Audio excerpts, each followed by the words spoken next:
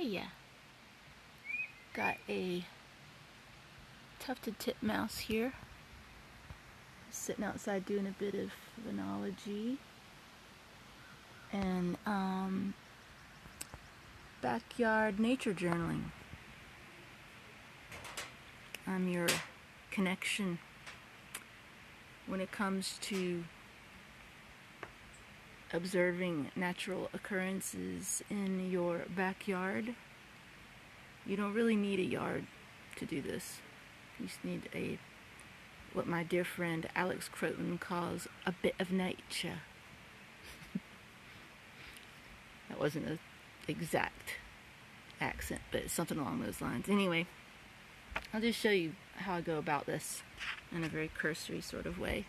And I really want to figure out how to do this for people, help people set this up for their window box, for their little sliver of window, if that's all they have, if they're confined right now, if they live,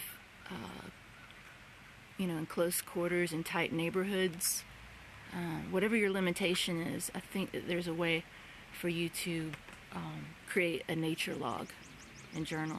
It's a wonderful document for you to hand down to people that occupy the space after you. And it's just a wonderful way to pay attention. And with what everyone's going through right now, we have to find ways of being and coping. So, this is what we'll just sort of peruse my nature journal from years past once I get the camera orientation. Okay, so this is an entry from October 29th, 2016. And I get bored very easily. Won't go into the diagnostics of that, but I change up the way that I organize my backyard journaling over the months and years, just because I get kind of bored with formats. Anyway, this format, you only need 4 categories to do it the way I do it. My first category is meteorology and weather. My second category is botany. My third category is animals, so fauna. And then my last category is humans. Dun dun dun. Hey, y'all watching. Hey, y'all that are just joining us. We are just going over a little bit of nature journaling and ways that you might want to set up your backyard phenology log. And like I was saying to the people that were here earlier, you don't need a backyard as glorious as this. Oh my God. Sometimes you're at high risk, and sometimes there's global pandemics, and sometimes all you have is a window through which to observe nature. So working within limitations is, to me, the mother of invention. Yeah, I was just telling everyone I have 4 categories: meteorology and weather, botany, animals, and humans. So what I try to do with that format is fill up the categories with occurrences. Sometimes I get really loose and creative with it. This one looks like sort of a stream of consciousness one. I just heard the crows, by the way. So that's something I might want to put under the animal category. They get really nervous whenever I hold anything up in the sky in their general direction. From what I understand from former inhabitants of this house, the crows used to be shot at from this porch right here. But now I feed them from that tree right there across the road. And in compensation for that, they would protect my free-ranging chickens back when I kept hens in the garden. That's my moon garden there. It's my very messy porch and highly supervised cat. and the best dog that ever lived. Okay, so back to nature journaling. Yeah, so what I'm going to do, since I've been really busy lately, but thanks to confinement, I'm in a high-risk group. I'm in the asthma risk group, so I'm staying close to home. The last entry I made in this journal was back in October, so obviously haven't been keeping it very real on nature journaling. But today I wanted to experiment with formats. I thought I'd do sort of a psychedelic one. Maybe go like this, and like this, and like this. So I have 4 sections on this piece of paper. Okay? And what I would start with first is meteorology and weather. I usually just put Met in some of my hastier entries. See? Met. Okay. For meteorology. And God knows you don't have to be a meteorologist, because I'm sure not one. And so we'll do animals next. Animals are what tend to get filled up the most.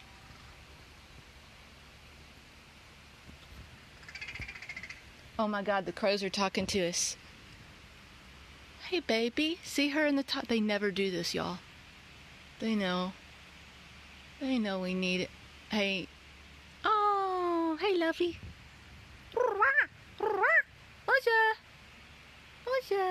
Wow, that was brazen. They hardly ever come that close, let alone make a sweet baby talk sound like that. Must be really hungry, so I'll take them some gravy train kibbles later. So that was meteorology, weather. This one's animals. This one will be botany, since I need a big space for botany right now. This big space will be for botany, because spring is springing, people. Yes, yes, yes. And I'm going to do a tiny little corner for human phenology. So the definition of phenology is natural occurrences, record keeping of natural occurrences and data. You can get as nerded out with this business as you would like, or you can be as poetic and I don't know, creative with this business as you like. I hear the neighbor's cows down there, by the way, so I should just go ahead and start freewheeling it. So Sheffield's cows are lowing. I don't even know the meaning of the word lowing. I just remember it from the Yeats poem. Lowing on the warm hillside. Oh, I should put the date, don't you think? That would be helpful since this is a logbook. Let's go with March. I'm a bit flustered trying to learn how to be and act in the plandemic. The plandemic. Freud. So we're in 2020. Oh boy, isn't that hindsight 2020, ladies and gentlemen. We'll just put a little grin there between you and me. That's so. Okay. Anyway, so back to the cows. Oh, and so the crows just cooed at us. Solo crow cooed for the first live stream. I'll say backyard phenology stream. Also, I have a Facebook page called Backyard Phenology.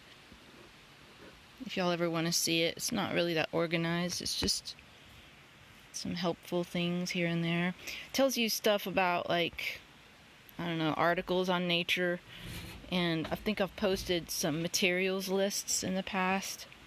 What I use for my Backyard Phenology journal is this beautiful Pentalic book. Check it out, y'all. Oh God, those white pens. I love them. I've been loving me some white paint pens since the 90s. So, there you go. Love the contrast.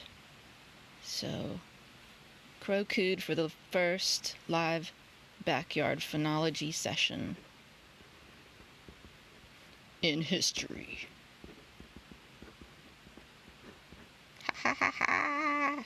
You're on the ground floor of backyard phonology, ladies and gents. Anyway, I think we'll want to talk about things that are blooming in the botany section. As you can see, I don't go in order. The weather, just, my weather entries tend to be really freaking boring. There's probably one back here somewhere. Oh, there's a grosbeak. Yes. So let's go back to October 2016, just because, well, the world was a very different, about to be drastically different place back then. Very dry cove every morning of the past 3 days. From drought to dry season, the Little Tennessee is at its somethingest. I don't know. Boniest. God, my own handwriting. The UV counts are high according to weather forecasts, as are the ragweed pollen counts. My hair has become brittle and lank in the absence of our swollen humidity numbers. The dogs' coats are flaky. Yep. Boy, we didn't know in less than a month we were to have Trump. Sorry about the politics, y'all. I take it to heart. And anyway, let's go back to botany. We've got some action going on. We've got the forsythia.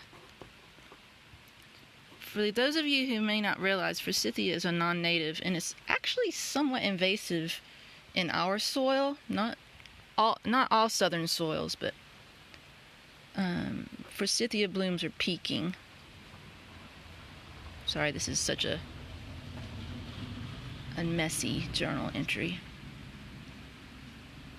Daffodils are definitely peaking. So we can just do like a little, like that. Yeah.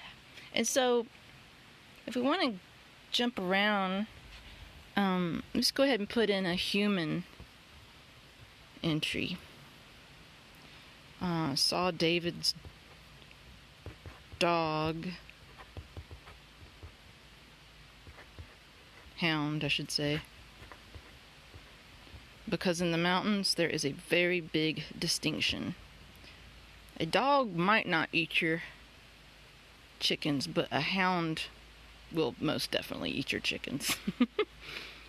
David's hound with Sarah's hound.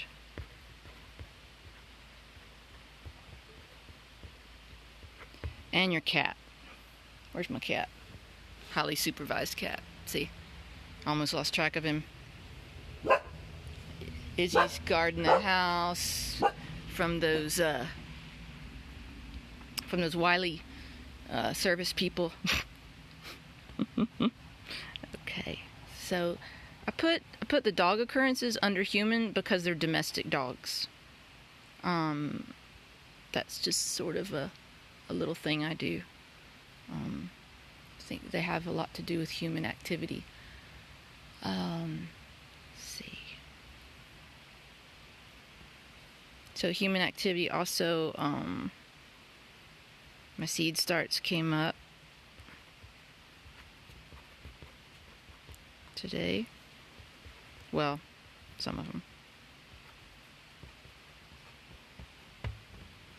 Yeah, and so let's, for those of you that are getting bored with the world of words, let's talk about what we can do in terms of art supplies with nature journaling. Come here, you. So this is my on-the-fly art pouch. And you can be as nerded out with your art supplies as you want. I'm not. I even have little weird notes to myself in this one. You gotta have some Post-its. Gotta have Post-its. Ah! There's probably a run on Post-its. Ah! Go get some more Post-its. Hurry! No, sorry about that. My favorite things to have, my mainstays are a blue-black Micron pen. You can get these from the art shop on Main Street in Franklin if you're local. Otherwise, you can do the Amazons. Really, just any old pen will do. Hell, you can even do pencil, you know, if you want to be able to erase dumb mistakes that you make like I do constantly. Mistakes are not dumb, by the way. Mistakes make things human and more lovable. Okay. Saith Ange. So, if you want to do a drawing of maybe something that's poppin', you could always do a drawing of something as pretty as that. God knows what kind of apricot or peach tree that started growing over there. Let's do a little quick and dirty of that one. And honestly, y'all, please don't feel like you gotta be good at drawing to do this stuff. This is just for you and whoever else is unfortunate enough to have to see it after you're done. So, yeah, I'm just doing a little, you know, it's not a very structured tree. It did come up from some seed that we threw out in the moon garden. Probably in some peach martini with muddled peach juice in the bottom of it. So fruit trees often have these horizontals. See what I mean? So I know there's a term for that. Y'all can...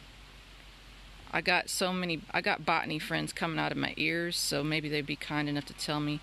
Striations? I don't know. Along the bark? Don't let me down, botany term nerds. I want to see some coming across. I see Jill says there's a post-it shortage now. Thanks, Angela. Yep, you're welcome, Jill. Hey, I'm holding, so I've got you. I got you. I'll leave them on your porch. Just don't come out and face talk me. Lord. There was a woman at the school the other day at my office that didn't realize that I had asthma, I guess, and I had my face covered, and she kept sidling up to me and was laughing like I was joking. So some people watch certain news outlets and some watch others. We'll just leave it at that. Okay, so those beautiful blossoms over there got some pink on them. My phone keeps on saying rotate your device. But I obviously don't have any pink in my pouch. So what I will do is maybe make a note to myself to fill in later, like in pencil, fill in. Because I know there's somebody in my house that has a pink pen. And don't go making any assumptions just because he collects pens. Let's see here. Fill in with pink blooms. I did this one in pencil just so I could erase it later, because I'm starting to like my little tree. As bad as I was harshing on my drawing skills, I'm starting to like it. Starting to like my little tree. Probably should have made these outer branches a little thinner so that it wouldn't look weird when I dotted it with pink, but I can always go up here. Here's a red pen and like pencil, and I can like do the blossoms up there, make it like a interactive words with art sketch kind of entry to the botany. So we have a fescue invasion in our yard, so I'm probably going to say fescue is up, since that's a botany item. Fescue is already high. Yeah, those of you who live at lower elevations than my 2,200 feet are probably already dealing with grass, if you're unfortunate enough to have a remnant lawn. And which I hope, just let me say this, I really hope you're not cultivating much of a lawn. If you are, I hope it's small, because they are deserts for wildlife. You heard it here first. Okay, so anyway, back to not changing the world. There Rescue's already out of control. Out of control. We don't have a lawnmower anymore. So there's that. And we don't want one because we kill too many things when we use it. And also, I've almost cut my feet off several times backing up because I see a box turtle or something like that. And that's just because I'm looking. What about the people that aren't looking? Holy cow. Yeah, that's a thing. Oh, back to phenology. Yeah, so with weather, let's just make an entry. I saw this morning on Weather Underground that it's going to get up to the low 70s. It feels like, see, this is how rigorous backyard phenology is. Feels like, let's go with, what does it feel like? I think we're already well into the high 60s now. Let's just go with 68 degrees. Hell, it's probably higher or higher. Yeah, y'all can be a lot more exacting and rigorous with your phenology than I am. So, might go in the house in a bit to get those plum blossom pens that I need.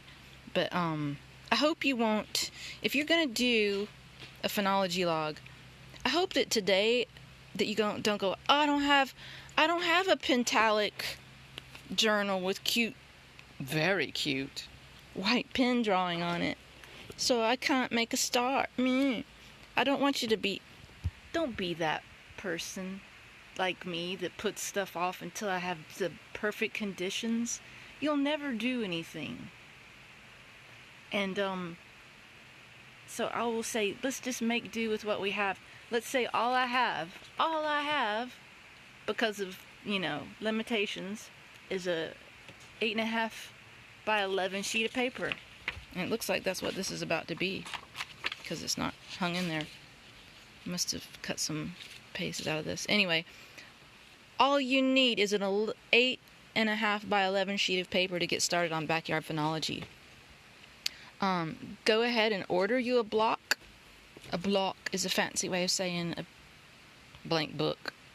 You can hear my Northwest Georgia blank book accent coming out.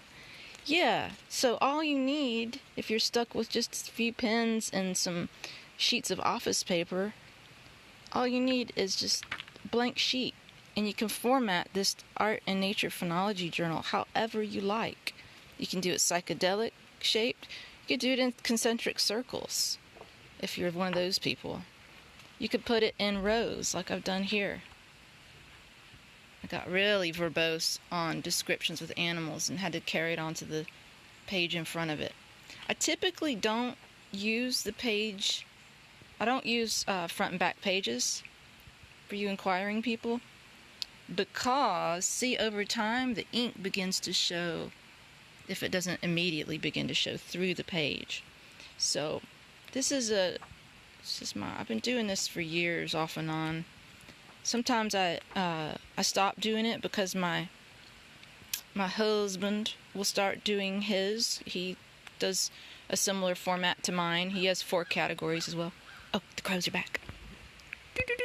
See, this is the perfect activity for the distractible and people with ADHD diagnoses among us. Because you need to be carried away. Your concentration needs to be fleeting to do backyard phenology. Anyway, I hope this has been a little bit of an inspiration to you to start keeping a log. I think future humans that occupy the space that we're living in will really, really benefit from seeing what the animals were doing in October of 2016 in your respective locale.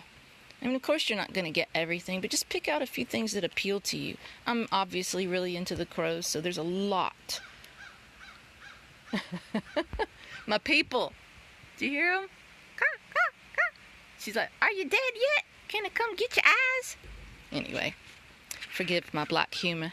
There's obviously a lot about birds and crows in here because I'm into birds and crows. With you, you may be into beetles. You may be into ants. So your nature journal is going to have loads about ants. And also, don't hesitate to order those field guides or consult the field guides you already have in your possession to go in depth with the descriptions of some of these things. Like here, maybe I didn't know exactly how to spell tulip tree in Latin, Tulipifera liriodendron. So I may have gotten out the guidebook for that to supplement my practice. This was back from May 2016. And this will give us something to look forward to in May. Tulipifera liriodendron has sumptuous new orange blossoms all over it. We sat in the meadow watching it wave with the grass. The boxwoods out front have grown nearly a foot since winter. So it's just really cool to go back, and it also helps me try to figure out when the hummingbirds are going to get here. There should be an April entry in here about the hummingbirds when they arrive. They usually arrive by the 14th of April, almost every year like clockwork at my house. So this is April 13th. It says, we saw a gray fox, my first one, on the way home from Asheville, close to the parish's driveway. Caroline, I think you're viewing, so hello. Yeah, so there's all kinds of, I didn't remember that. I thought that I'd seen a gray fox much earlier in the hollow here. But apparently my first one was 2016. So I'm able to consult with these entries, and it really, really helps me just enjoy and be a part of respecting the place that I live in. Because if you don't commune with the place that you live in, how can you treat it properly? How can you respect it? So it's all just a journey. It can take shape however you like. And anyway, I hope you enjoyed this first live stream of Backyard Phenology. I don't know how I'm going to do this in the future, but if you want a one-on-one consultation, go to alarcaexpeditions.com and send me an email today. It's under the merchandise page on alarcaexpeditions.com, and I will give you a one-on-one $25 backyard phenology, window box phenology, nature journaling experience for the ages, love. Love you guys. Hang in there. Whoa.